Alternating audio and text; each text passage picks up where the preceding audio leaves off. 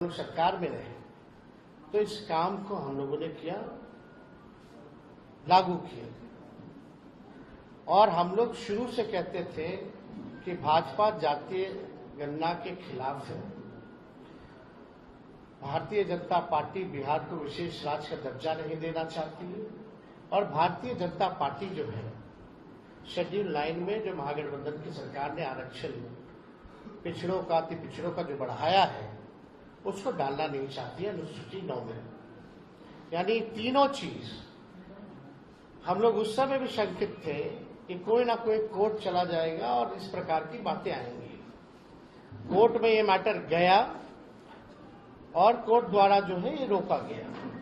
फिर ये मामला जो है अभी सुप्रीम कोर्ट में है और हमने पहले भी कहा था कि अगर अनुसूची 9 में इसको नहीं डाला जाएगा तो हम लोग सड़कों पर आंदोलन करेंगे।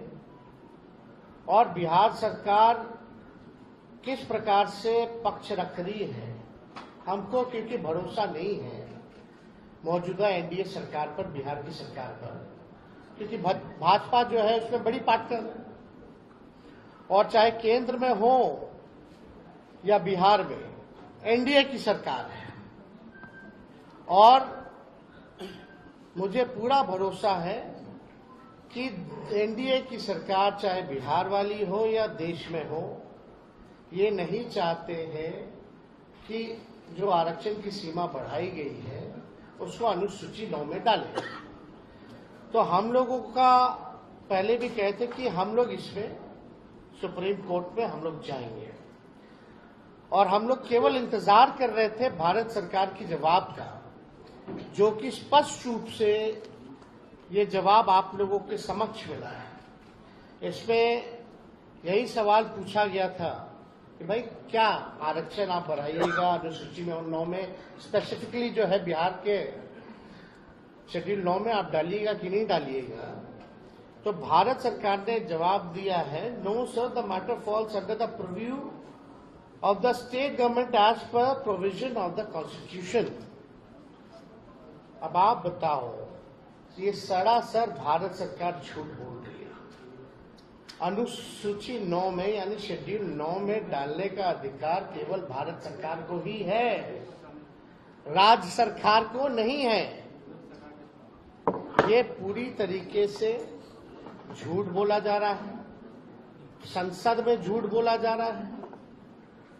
और ये विषय अगर अनुसूची 9 में नहीं डालने का है, यह स्टेट मैटर है, तो ऐसा तो नहीं कि भाई हम लोगों के हटने के बाद नीतीश कुमार जी ने अनुसूची 9 का जो प्रस्ताव हम लोगों कैबिनेट द्वारा भेजे थे इन लोगों ने वापस ले लिया हो।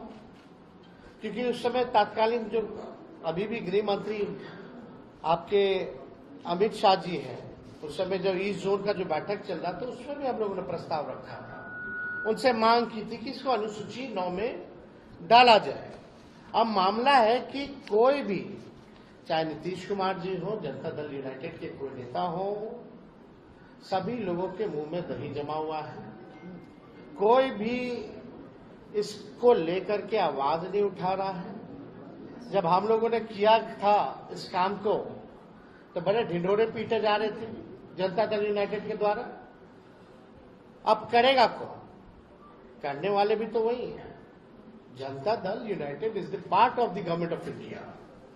तो ये खेल जो ये लोग खेलना चाह रहे हैं, ये साफ दिखाता है कि इनके नियत पे सवाल उठ रहा है, कि इनके नियत ही नहीं है कि इसको शेड्यूल 9 में किया जाए। ये पिछड़े, अति पिछड़े, दलित, महादलित, आदिवासियों के हित में जो काम हुआ है उसको ये लोग नहीं चाहते, स्वीकारना नहीं चाहते और इसको पूरी तरीके से फंसाया जा रहा है। बिहार सरकार द्वारा कोई ट्रांसपेरेंसी नहीं रखी गई है। जब हम लोग जाति आधारित गणना करा रहे थे तो पूरी तरीके से ट्रांसपेरेंसी